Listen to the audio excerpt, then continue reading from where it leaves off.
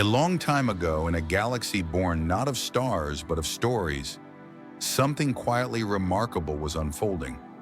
Wisdom wrapped in robes, teachings passed not through dusty scrolls, but in scenes of struggle, growth, and hope. Most people thought they were just watching a movie, but others, those who looked just a little closer, began to feel something deeper, a strange, familiar pull. Because hidden in the heart of one of the most beloved sagas in pop culture was a spiritual thread woven right into its core. A tiny green alien with a cane and a crooked way of speaking was not just guiding a Jedi, he was showing us how to master ourselves. And today, right here on Wisdom Solace, we begin something new. A journey not across galaxies, but through the quiet spaces between action scenes, where insight lives and the real adventure begins. You see, people have long looked to monks, sages, spiritual texts for answers. But sometimes life hides them in the most unexpected places. This time, it hid them in a swamp on a planet called Dagobah and gave them to a creature small in size, but enormous in wisdom. Master Yoda, as strange as he might seem, may have been the most unlikely Buddhist teacher you never knew you had. And once you start to see the parallels, it's hard to unsee them. Imagine it, arriving to start your Jedi training expecting someone stoic, fierce, a warrior of fire and thunder. And instead you meet this odd, giggling, green hermit who steals your supplies and pokes at your pride. But that's the point. You weren't meant to be impressed. You were meant to be humbled. Luke Skywalker didn't need another general. He needed a mirror, someone to strip him down so he could rebuild. Sound familiar? Because anyone who's walked a spiritual path knows that the real teachers are often the ones who frustrate us the most at first. The genius of Yoda lies in his simplicity. He doesn't use flowery language. He doesn't preach. He delivers truth like a sharp stone wrapped in a smile. Fear is the path to the dark side, he says. And in just 7 words, he drops a teaching that mirrors the very heart of Buddhism. Fear, anger, hatred, suffering. The 4 noble truths echo in that sequence like an ancient drumbeat beneath his words. That suffering isn't always dramatic or violent. It's that subtle itch of discontent, the quiet anxiety, the clenching in your chest when things don't go as expected. That is the suffering Buddhists call dukkha, and Yoda saw it clearly. Luke, like so many of us, carries the illusion that power will fix what's broken, that if he can just master the Force fast enough, strong enough, he can save everyone and escape his own fear. But what Yoda teaches and what Buddhism echoes is that the real battle isn't fought with lightsabers. It's fought within, because fear doesn't just exist. It feeds, it spreads. Fear leads to anger. Anger leads to hate. Hate leads to suffering, not as a warning, but as a truth, a cycle, a pattern we all live until we finally decide to break it.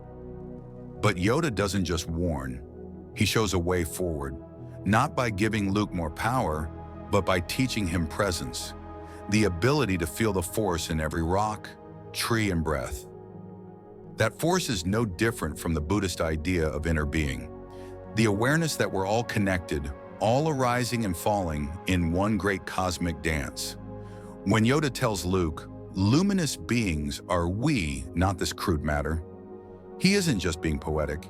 He's reminding him and us that our essence isn't these bodies or labels or fleeting emotions. It's something deeper, something still, something beyond the illusions of the material world. Now here's what makes all this even more fascinating.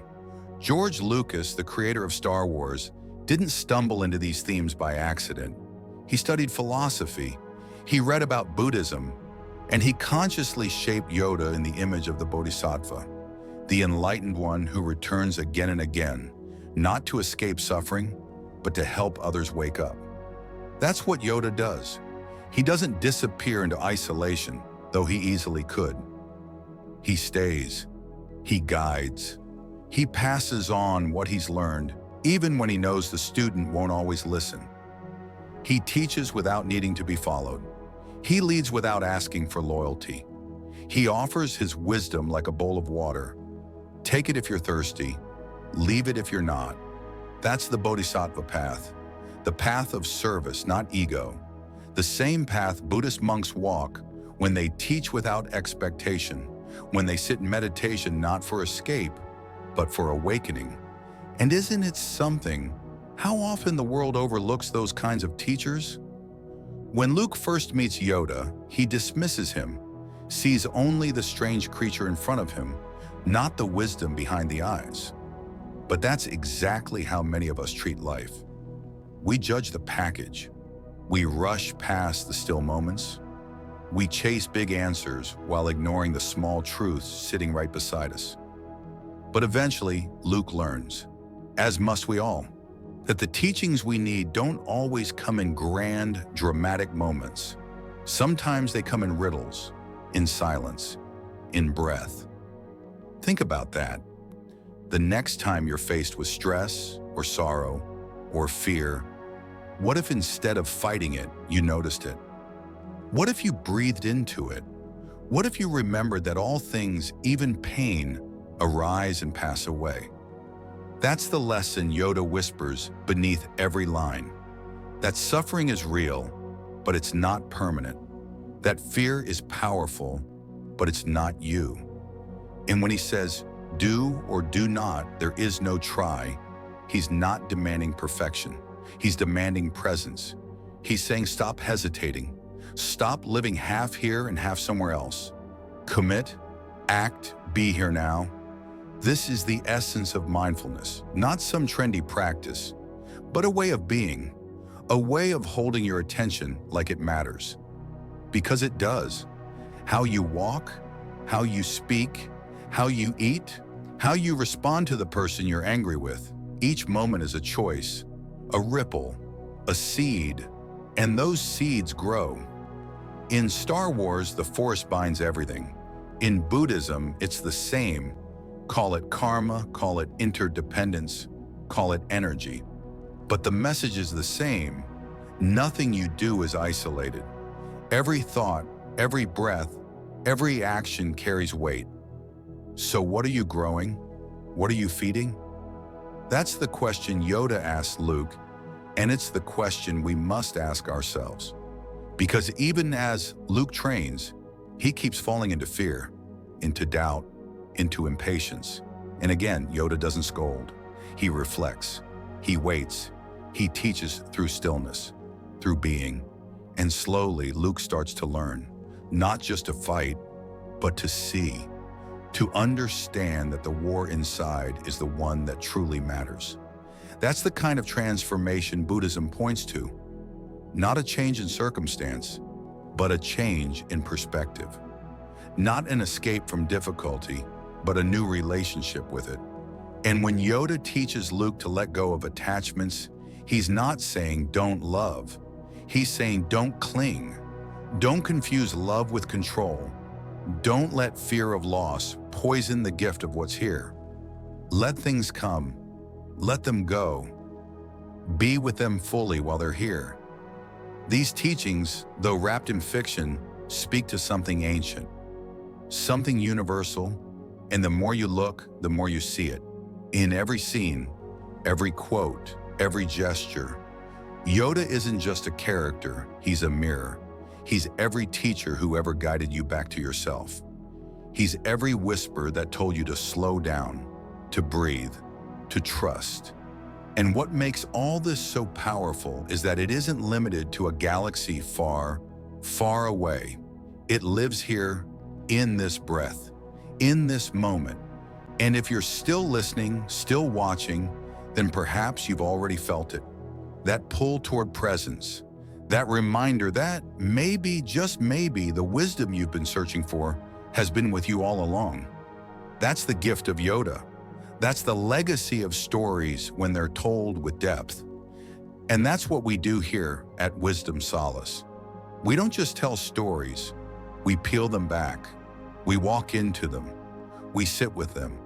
And in doing so, we uncover the teachings hidden beneath, because sometimes all it takes is a strange little Jedi master to remind you what really matters. Some stories don't shout. They whisper.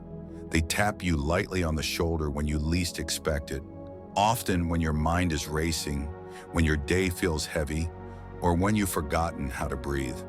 And among all the flashing lights and dramatic battles of the Star Wars universe, it's the smallest moments, the ones almost quiet enough to miss, that carry the deepest truths. Yoda wasn't designed to dazzle. He was designed to draw you in, not to impress, but to awaken.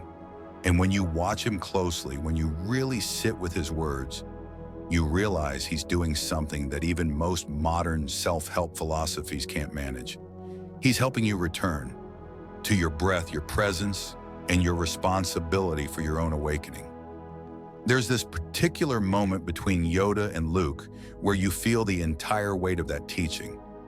Luke, frustrated and impatient, struggling with his training, looks to Yoda for help. And what does Yoda say?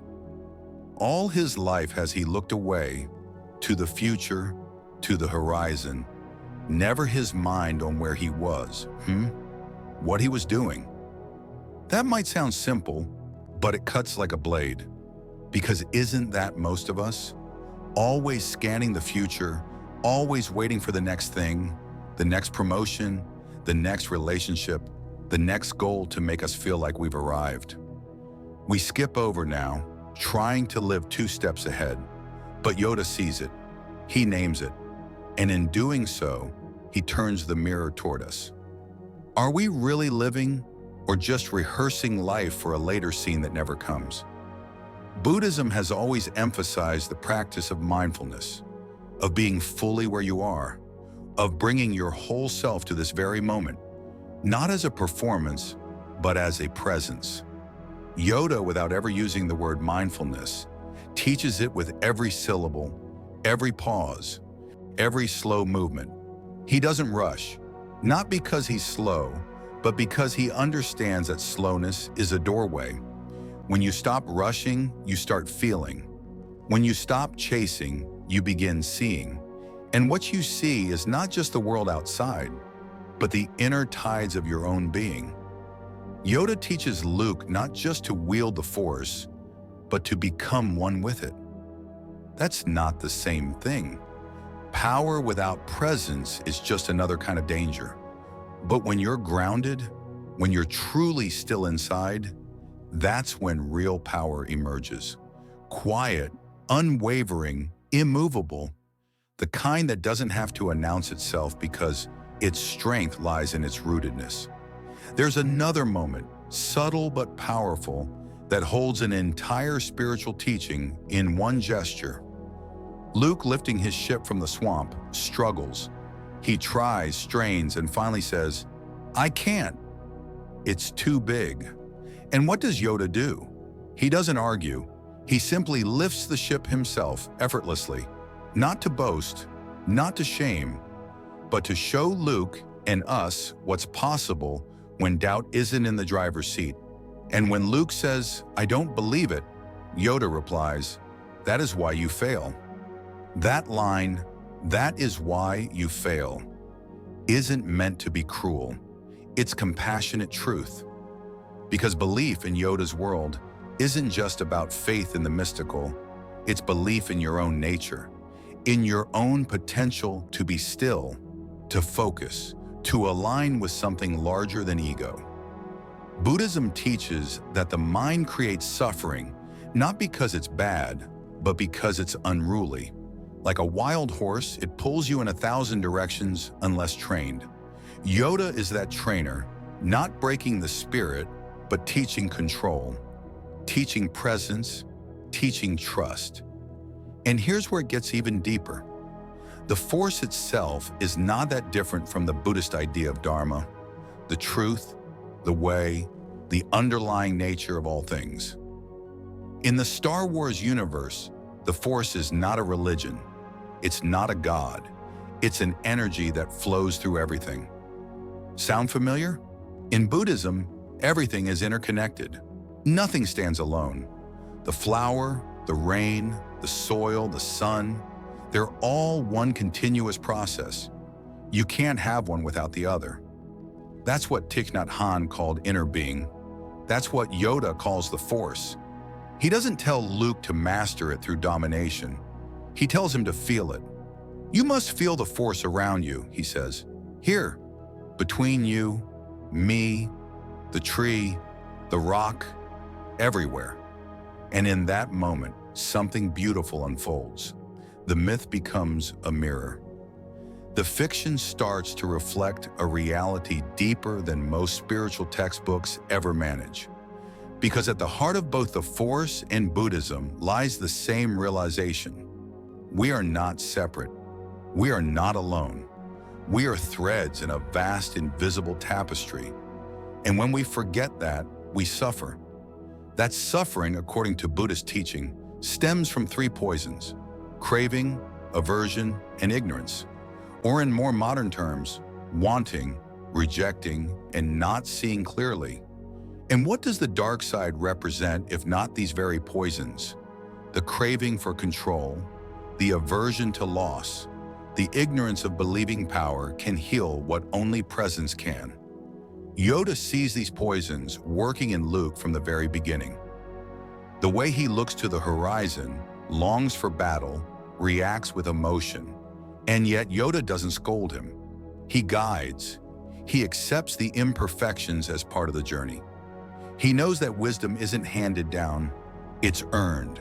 Through mistakes, through stumbles, through facing your own darkness and choosing again and again to return to the light.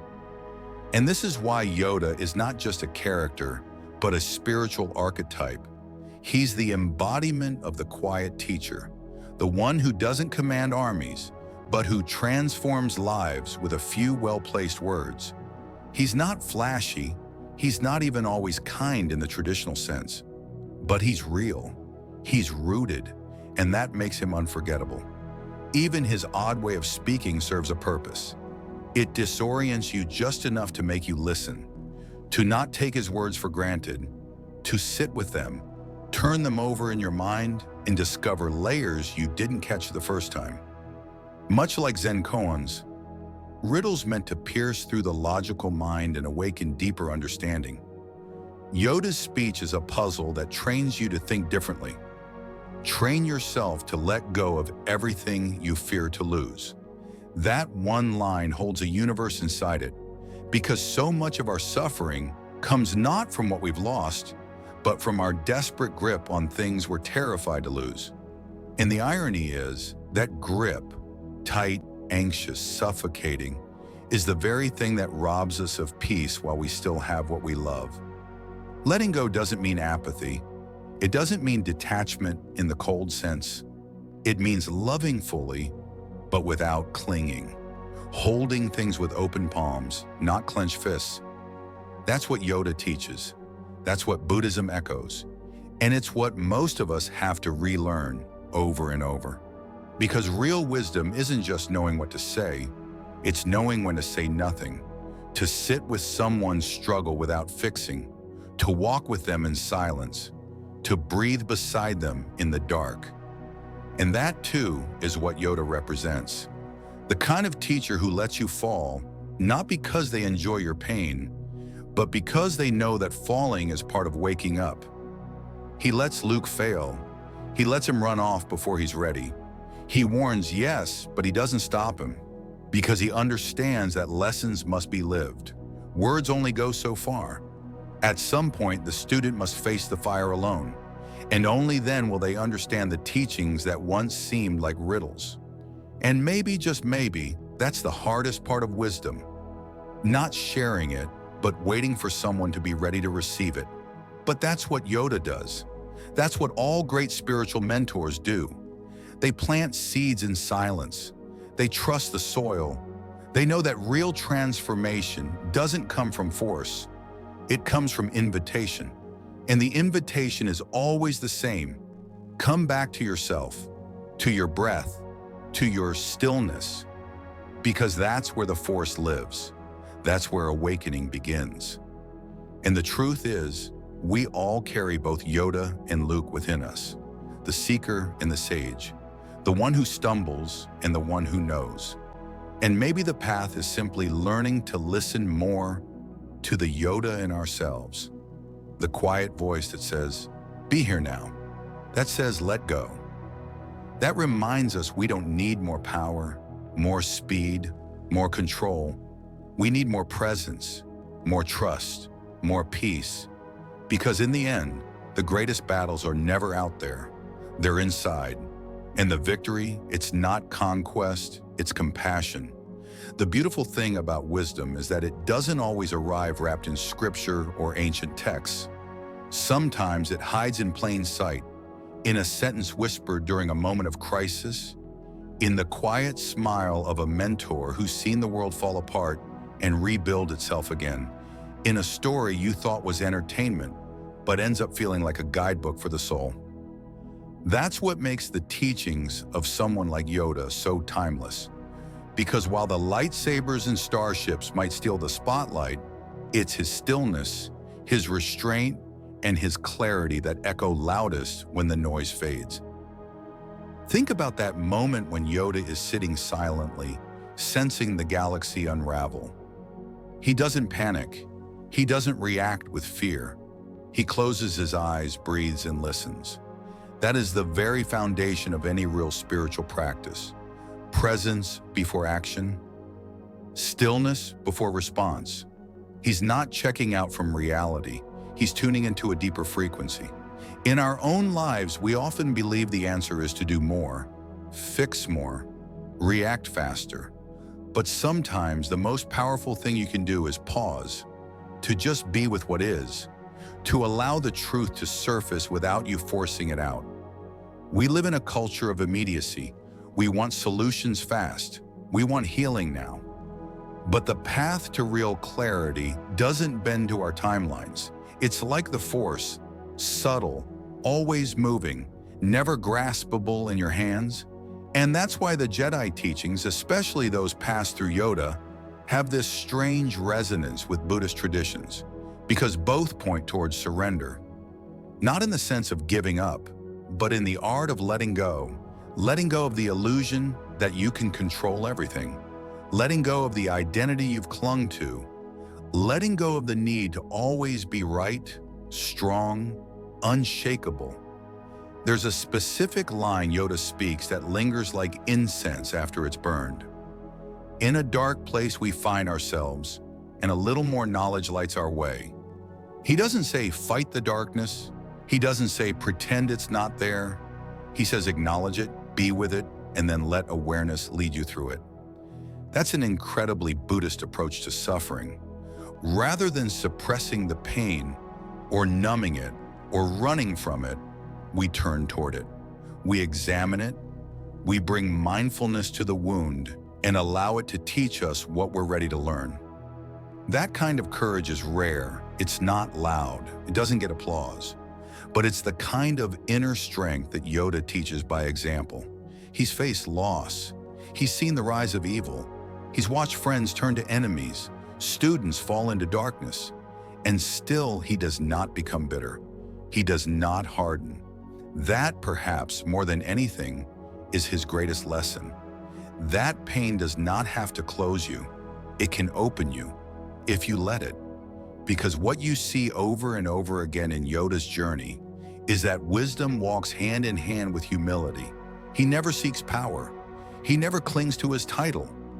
Even in exile, surrounded by swamp and silence, he remains a master, not because of his surroundings, but because of his presence. And there's something deeply moving about that. A reminder that you don't need perfect conditions to live wisely. You don't need applause or a platform or a plan.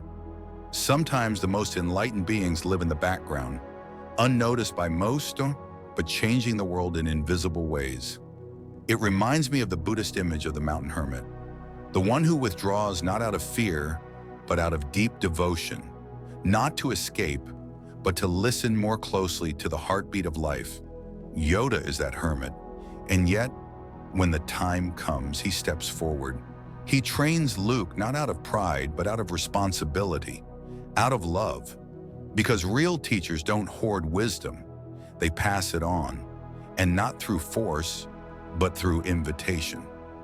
Yoda doesn't force Luke to listen, he offers the truth. The rest is up to the student. But here's the catch. Luke doesn't always listen, and that's part of the path too, because spiritual growth doesn't happen in a straight line. It zigzags, it spirals. Sometimes you need to ignore the advice. Sometimes you need to fall on your face, break your heart, lose your way, so that when you do return to the teaching, it lands deeper. It's lived. It's real. That's what Yoda understands. He doesn't rush Luke's process. He doesn't panic when Luke fails. He simply waits, trusts, knows that awakening can't be forced.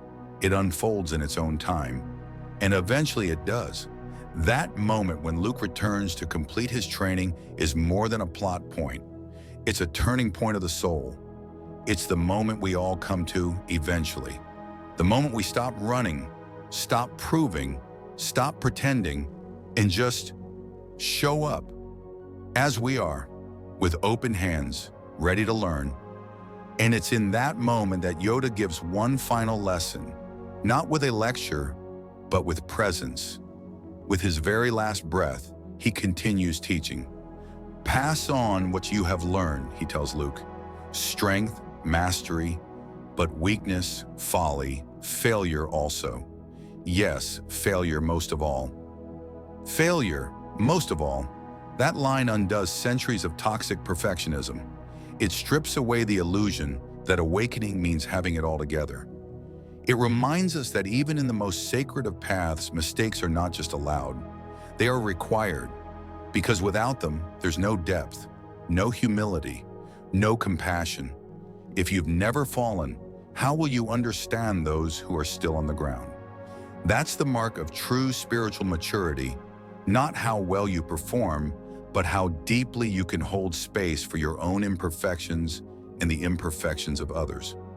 Yoda, in his final hours, chooses to share that.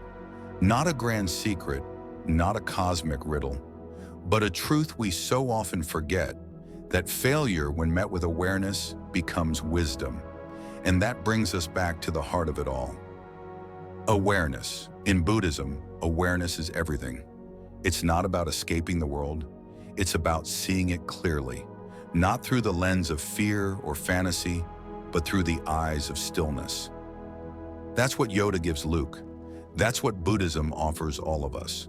A way to return to ourselves, to this moment, to the truth that peace isn't found through battle, it's found through being. Yoda's teachings are cloaked in mystery and fiction, but their roots are deeply human. He reminds us that we are not here to conquer the world. We are here to understand it, to participate in its unfolding with presence, with grace, and with compassion. And in doing so, we begin to embody the very peace we seek. In the end, it's not about Jedi or monks. It's about you. It's about the choices you make when no one's watching, the thoughts you feed when your mind is spinning, the way you treat yourself in moments of fear. Because the real battle has never been out there. It's always been within. And just maybe that small green being on a distant planet wasn't trying to teach us how to wield the Force after all. Maybe he was just trying to teach us how to live. There's a moment in every journey where the silence becomes deafening, not because there's nothing happening, but because something inside is shifting, growing, evolving without fanfare. It doesn't come with fireworks. It doesn't come with applause. It comes when you sit still long enough to feel the weight of your own awareness. And maybe that's what Yoda knew all along, that the loudest truths arrive in the quietest moments. He never rushed to fill the space. He allowed it to speak, because he understood that wisdom isn't just passed from mouth to ear. It rises up from within if you're brave enough to listen. Yoda didn't become wise by talking more. He became wise by listening deeper. He watched, He observed, he waited, and in the waiting he learned, not just about others, but about himself, about the nature of fear, the temptation of power, the seduction of control. And in all his waiting, he came to one profound realization. The greatest strength doesn't come from the ability to act, but from the discipline to pause, to choose not to react, to choose not to be led by emotion, to hold your ground when everything in you wants to run. That kind of inner stillness doesn't just happen. It's cultivated, it's chosen, and it often comes through hardship, through heartbreak, through letting go of everything you thought you needed. In the Star Wars universe, Yoda loses much. He loses friends, he loses students, he watches an entire order crumble. And yet, he doesn't become bitter. He doesn't retreat into despair. He retreats into silence, not to hide, but to understand. That's the difference. When many of us feel pain, we either lash out or shut down. But the path Yoda walks, in the path so many spiritual teachers advocate, is the third way: awareness. To sit with the pain, to feel it fully, and then to let it teach you. You see, real wisdom is forged in discomfort. It doesn't come from books alone. It comes from lived experience, from facing yourself. And that's something Yoda teaches by embodying, not just by instructing. He doesn't lecture Luke about emotions. He shows him what steadiness looks like, what presence feels like. When Luke panics, Yoda breathes. When Luke doubts, Yoda waits. That contrast becomes a lesson. Luke sees his own mind through Yoda's mirror, and slowly he begins to realize this isn't about fighting the dark side. It's about mastering the one within. And what is that inner darkness, really? In both the Jedi tradition and Buddhist philosophy, it's not some external demon. It's fear, it's attachment, it's illusion. In Buddhist terms, it's Maya, the false belief that we are separate, that we must cling, that we must fight for what's already slipping through our fingers. Yoda sees through that. He sees that true freedom doesn't come from getting what you want. It comes from letting go of the need to have it in the first place. One of the most powerful things he ever says is, "Name must your fear be before banish it you can." That sentence may sound odd, but it holds deep psychological truth. You can't heal what you won't name. You can't transform what you pretend isn't there. Denial is not strength, it's paralysis. And Yoda teaches the opposite. He teaches the radical courage of self-honesty, of turning toward the parts of yourself you'd rather avoid, and sitting with them long enough to understand. Because here's the thing, darkness isn't the enemy, ignorance is. The refusal to see clearly, the refusal to acknowledge what's real. And so much of our suffering comes not from what happens, but from our resistance to what is. We cling, we push, we run, we numb. But all of it is just avoiding the present. And that's where all freedom lies, in the now. Yoda embodies this truth effortlessly. Every moment with him is deliberate, every word chosen, every silence held with purpose. And that's not because he's trying to be dramatic. It's because he's aligned.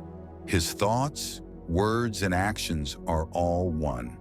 That kind of integrity isn't just rare, it's transformative. You feel it, you trust it, and maybe more importantly, you remember that it's possible, that maybe one day you could be that rooted too. But you don't get there by accident. You get there through practice, through discipline, through remembering over and over, because the mind will wander, the fear will return, the attachment will rise, and when it does, you return to the breath, to the body, to the stillness beneath the storm. That's the practice, that's the path, and it's not a straight one. Just like Luke, we all fall, we all forget, we all let ego take the wheel sometimes. But Yoda doesn't punish that. He accepts it, he plans for it. Because he knows that stumbling is not failure, it's feedback, it's information. And when used wisely, it becomes fuel for growth. That's why he doesn't demand perfection. He doesn't need Luke to be flawless. He needs him to be honest, present, aware. That's what every spiritual path boils down to in the end. Awareness. Because with awareness, you see, and when you see clearly, you choose wisely. Not because someone told you to, but because wisdom becomes the only thing that makes sense. There's a beauty in how understated Yoda is. He doesn't advertise his greatness. He doesn't flaunt his power. In fact, he hides it, disguises it, because he understands that real power doesn't need to be seen. It's felt, it's known, and it's never used to dominate, only to guide, to heal, to protect. In that way, he's more monk than master, more bodhisattva than warrior. And perhaps that's the deepest lesson he offers, not just to Luke, but to all of us, that you don't need to fight for your worth. You don't need to prove your value. You don't need to chase greatness. You need only to remember what's already inside you, the light, the peace, the awareness. It's always been there. Covered up, yes. Forgotten, often, but never lost. Yoda sees that in Luke before Luke sees it in himself. Just like so many great teachers see our light before we're ready to believe in it. They hold that vision for us, not as a fantasy, but as a reality waiting to be uncovered. That's what love looks like in its highest form. Not attachment, not control, but a deep, unwavering belief in another's potential, even when they can't see it yet. And if you've ever had someone do that for you, if you've ever had someone sit with your mess and still see your magic, then you've met a Yoda. And if you've ever done that for someone else, then maybe you've been one too. That's what makes his presence so powerful. He doesn't just teach, he reminds. He reminds you of who you are beneath the noise, beneath the fear, beneath the layers you've built to survive. He points you back to your own center, and then he steps aside. Because the real journey isn't about following someone else. It's about finding your own way back home. And so we come full circle. A little green creature in a galaxy imagined by writers and filmmakers ends up speaking truths that resonate across centuries and cultures. Because truth doesn't care where it comes from. It only cares that it's lived. Yoda isn't just a character. He's a doorway into wisdom, into stillness, into yourself. When we look closely at stories that stick with us, really look beneath the surface, past the plots and the dazzling effects, we start to see that the ones we carry in our hearts are never just about what happens. They're about who we become while witnessing them. And in the world of Star Wars, it's not the battles or the spaceships or even the heroes themselves that leave the deepest mark. It's the wisdom, the quiet teachings you almost miss because they come so softly. And at the center of that quiet is Yoda. He doesn't shout, he doesn't demand. He whispers truths that seem simple at first, until you try to live them. Then they become the hardest and most liberating lessons you'll ever face. There's this idea that the greatest power we can have is to control things, to shape outcomes, to bend the world to our will. That's the myth we're sold, the one we're conditioned to believe, that if we're just strong enough, smart enough, persuasive enough, we can make everything go the way we want. But Yoda dismantles that myth completely, not with force, with stillness, with surrender. He teaches that real strength isn't in controlling the world, it's in mastering the self, and not in a rigid, performative way, but in a deeply mindful one. He embodies the kind of power that's rooted in wisdom, in clarity, in peace, not in ego. Think about how he carries himself. There's nothing flashy, no ego in his posture, no desire to dominate a conversation or prove his point. He's confident but quiet, firm but kind. You feel safe around him, not because he promises to fix everything, but because he's already made peace with everything. That's what presence feels like. That's what inner mastery looks like. And that's exactly why Luke struggles with him at first. Because Luke is used to doing, rushing, reacting, solving. Like so many of us, he believes that action equals progress, that movement means growth, that pushing forward is the only way.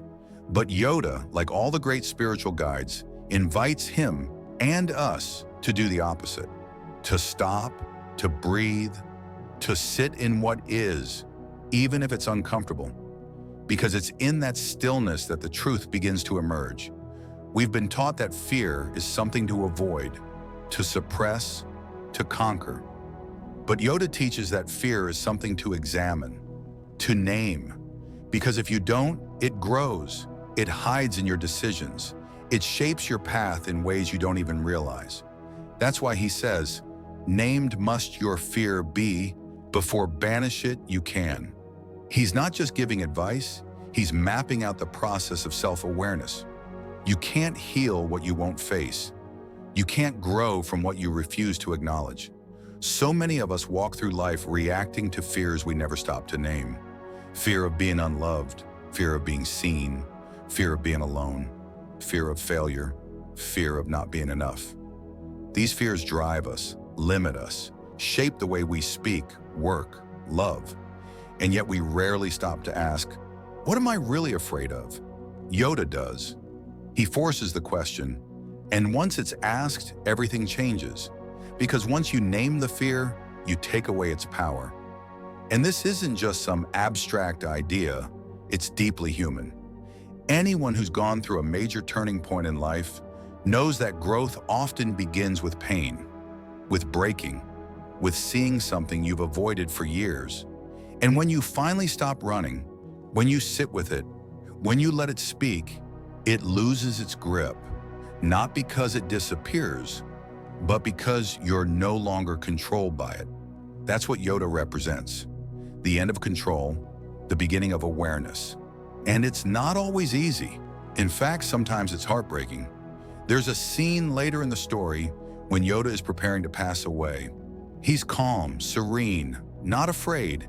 He tells Luke, "Twilight is upon me, and soon night must fall." There's no drama, no resistance, just acceptance. He knows the body is temporary. He knows life is a cycle. He knows death is not an enemy, but a teacher. That kind of peace isn't accidental. It's cultivated through years, decades of presence, of non-attachment, of knowing that everything changes and resisting that change only creates suffering. Buddhism teaches this too.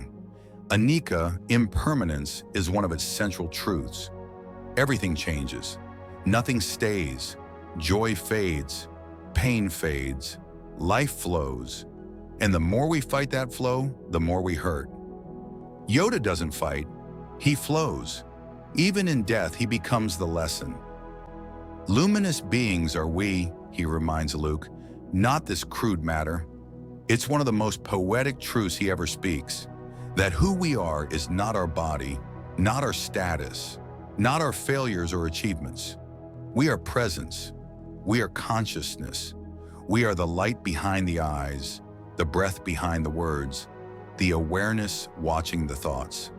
And when we realize that, really feel it, not just think it, we stop clinging to the surface of life. We go deeper. We start to trust the now. This is the core of both Jedi wisdom and Buddhist practice. Come back to the present again and again, no matter what's happening. No matter how much fear or chaos or grief is in the room, come back. This breath, this step, this moment. That's where your power is. Yoda lives that way. Every gesture he makes is conscious. Every sentence is deliberate. Even his speech patterns, strange as they may be, slow you down. Make you listen, make you feel. He doesn't speak in a straight line, because neither does growth. He speaks like a river moves, curving, pausing, letting space be part of the message. And maybe that's what we miss in today's world, the space. We fill it with noise, with speed, with constant stimulation. But Yoda invites us to reclaim the pause, to stop seeking answers out there and start feeling the truth already inside us. Because if you really pay attention, Yoda doesn't give Luke many answers. He gives him questions, he gives him silence, he gives him the opportunity to find out for himself. And that's the most powerful kind of teaching, the one that empowers, not enslaves. The one that reminds you that the greatest wisdom isn't passed down, it's remembered. So ask yourself, where are you rushing? Where are you avoiding stillness? What are you afraid to name? And then breathe, not for performance, not to fix, just to feel, just to be. Because the Force, as Yoda teaches, isn't out there. It's here, always, whispering through the trees, moving through the air, pulsing through your very cells. And if you're quiet enough, present enough, still enough, you'll feel it. Not as a concept, but as a presence. And maybe, just maybe, that presence has been waiting for you to notice it all along. There's a subtle kind of transformation that happens when you stop looking outward for approval and instead start listening inward for truth. It's not dramatic, it doesn't come with an audience, but it reshapes everything. And in the world of Star Wars, Yoda becomes the embodiment of that shift. While everyone else fights wars with weapons and strategies, Yoda engages in a different kind of battle, a quiet, internal one. A lifelong commitment to clarity, presence, and humility. And that's what makes him so powerful. Not his strength in the Force, but his refusal to use it recklessly. His power lies in restraint, and in that, he becomes one of the rarest leaders fiction has ever given us. Because real leadership, the kind that lasts, the kind that heals, isn't about commanding others. It's about mastering yourself. Yoda never forces anyone to follow him. He never manipulates or deceives. He simply stands as an example of discipline, of grace, of truth. And those who are ready feel that. They come closer. They listen. Not because they're forced to, but because there's something in his stillness that pulls them in. It's easy to look at a character like Yoda and think, well, that's wisdom I'll never reach. That kind of serenity isn't possible for me. But that's the illusion. That's the lie the ego loves to tell you. That peace is for other people, not you. That clarity is reserved for monks and mystics and fictional green aliens. But the truth Yoda points to is much simpler. Peace is already within you. It's just buried under everything you've been taught to believe about how you're supposed to live. He's not trying to make you someone new. He's trying to remind you of who you were before the fear, before the pressure, before the need to prove anything. And maybe that's why Yoda spends so much time emphasizing letting go. Letting go of what you fear to lose. Letting go of control. Letting go of expectation. Because all of those things are attachments. And attachment is the root of suffering. Not because wanting something is bad, but because clinging to it as your source of peace is unsustainable. We see this clearly in Luke's journey. He wants to save his friends. He wants to stop the darkness. He wants to protect what he loves. And those are all beautiful intentions. But the danger arises when that love turns to fear, when he's willing to sacrifice his own path, his own growth,